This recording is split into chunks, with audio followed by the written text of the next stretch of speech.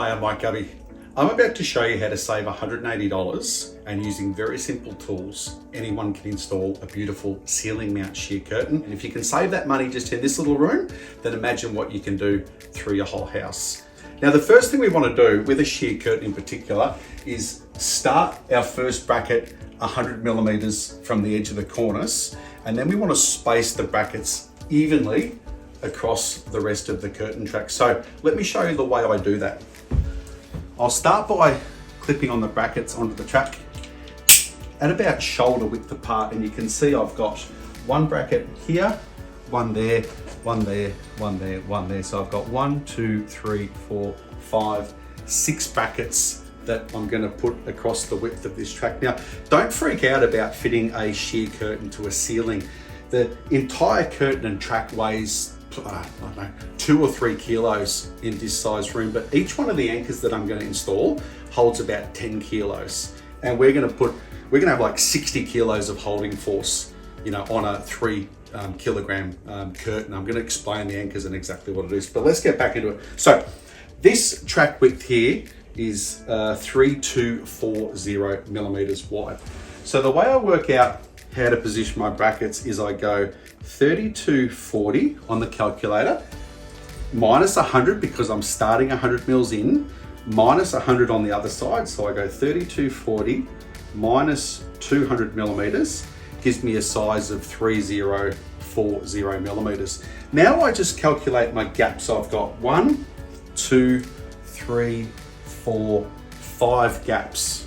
So I'll go 3040 divided by 5, and that gives me a measurement of 608 millimeters. So I know spacing my brackets perfectly, starting 100 millimeters in from that side there, I'm going to go 608, 608, 608, 608, and I'm not sure how many more 608s, and then that'll end me up perfectly at 100 mils. So when I see my brackets, they're going to be perfect right across the whole width of the track. Now, the next thing we have to know is, with this bracket here, how far off the wall are we going to position the bracket?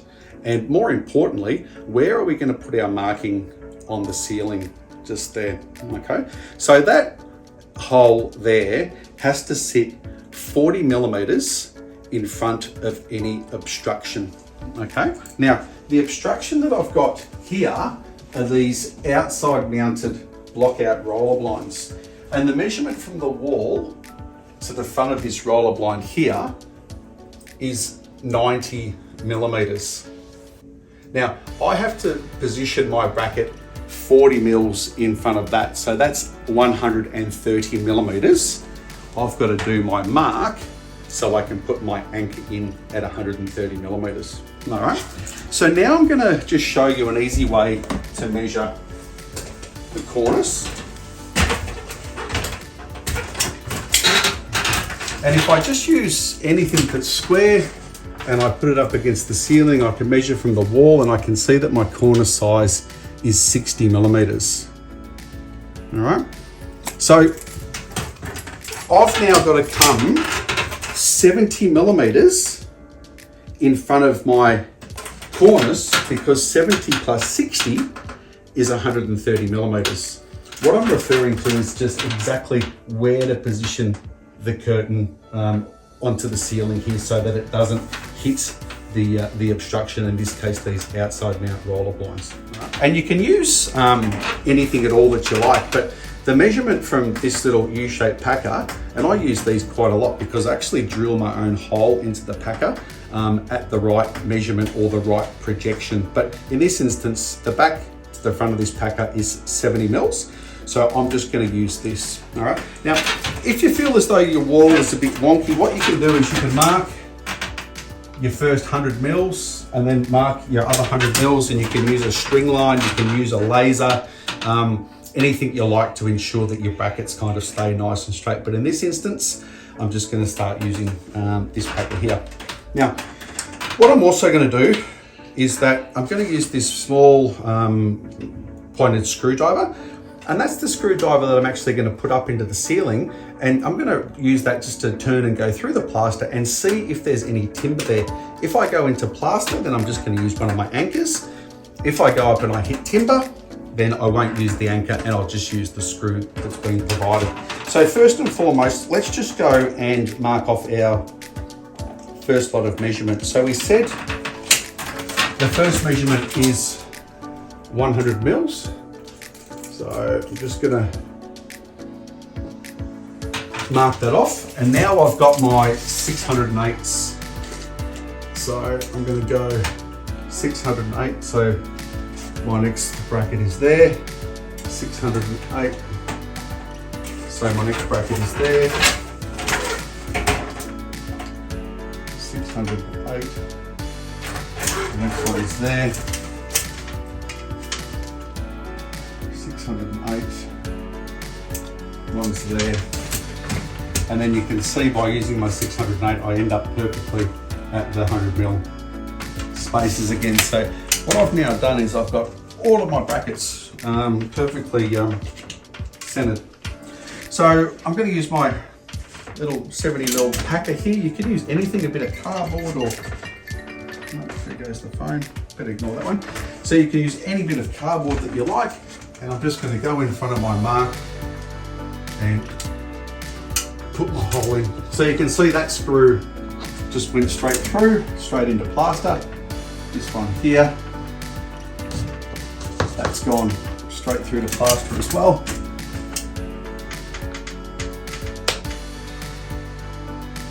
That there, straight into plaster. So I'm using my anchors so far. This guy here, straight into plaster.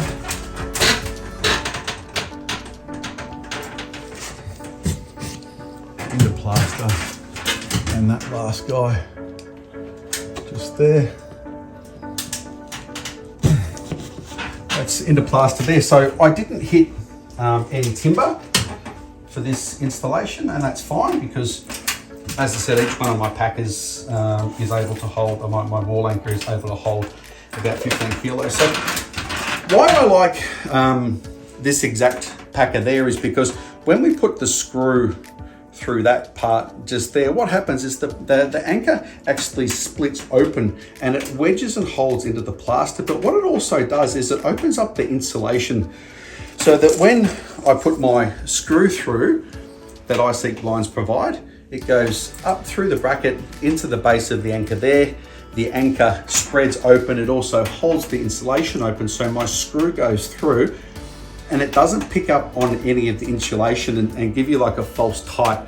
So to install them, we're just going to put them into the hole that I've done. Use a normal hammer, and we're just going to install the anchors.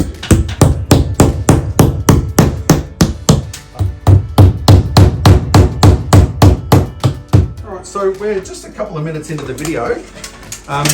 All the hard work's been done and I'm ready to start installing my curtain track. So for that, I'm going to use the screws that are provided by iseekblinds. I'm going to bend over and grab the track here. Now this track is 3.2 meters wide, and you can see that I can easily manage it. I can easily manage it just on my own, but if it was bigger and you had a track joiner, then you must use two people to lift the curtain track up in a position, because the joiner is the weak spot. So if you try and lift one side, then the curtain track's just going to bend. So when you've got the screw through the bracket, just as I've done now, you can see I'm just holding that with my drill.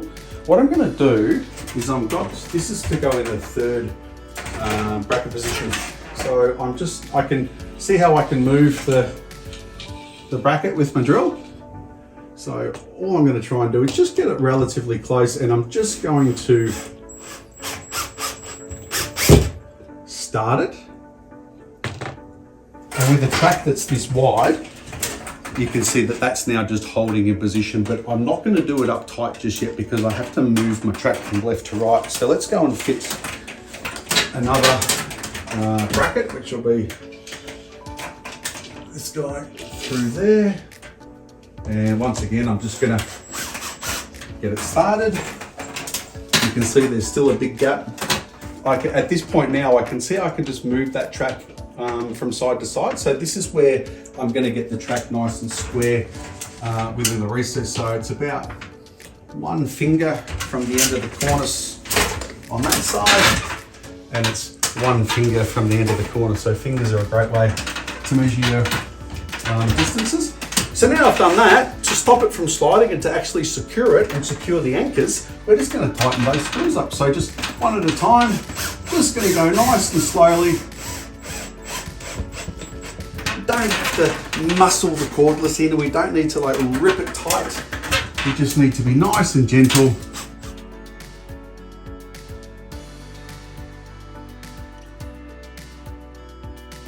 So let's get the curtains, just hang those up over your shoulders like that. This job here, it's got 2 wands that we're going to install, and there's just a little simple clip on the wand there, and to install that, which I'll do now, then I just use these pair of long nose pliers. All right, so let's get up on the ladder, and I'm just going to fit the wand to the wand holder. Can you see, Belinda, that wand is that second piece just there? That's where we get our wand. And that also acts as our stop glider. So what a stop glider means, that when we push our stack there, the stack actually stays in position. It doesn't want to run and kind of fall back under the spring of the actual fabric itself. So let's now do the other one. Okay, that's clipped on. So we're done with that now. Now let's grab each one of the curtains. This one is equal. So if you have done the 2 panels and maybe you've made the left-hand side a bit bigger than the right-hand side, just make sure you're putting the right curtain. Zaid will mark them either left or right, panel 1, panel 2. So make sure that you are putting the curtain on the right side, because if you bugger it up, then you've got to pull it all down and get the next curtain and re-clip it back up again. I can tell you it's not where you want to be. So I'm going to start at that end.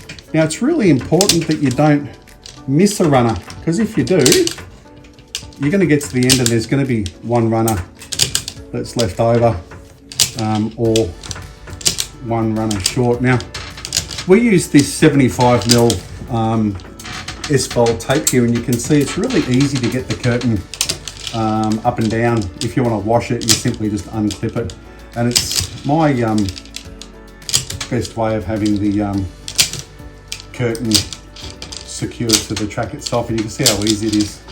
When we get to the end, it's got to line up perfectly. So 1 there, and the last one goes over the wand. So that's hot, that hides it there. So we're just going to put that curtain down. Sheer curtains, they always start from the wall, and 1 goes forward and then 2 goes back. 3 comes forward, 4 goes back. So when we make these tracks, we always put the runners in multiples of 2. So can you see here, I'm actually starting in the wrong direction. So what I'm going to do is flick that back so it's back pointing toward the wall. And then I'm going to go back, front, back, front, back, front, back, front, back, front, back, front, back, front. And you can see I return to the wall now, all right? So if I stack it together just like that, you can see how the pleats are perfect all the way through from left to right. So I know that my back front game has been played. This is looking beautiful. And I'm just going to play my back front game on this one here, back front. I hope that you find that really helpful. That was 180 bucks. If I did the rest of my house, it'd be $1,000 with roller blinds that you've saved off installation, and it's that easy. Thanks for watching.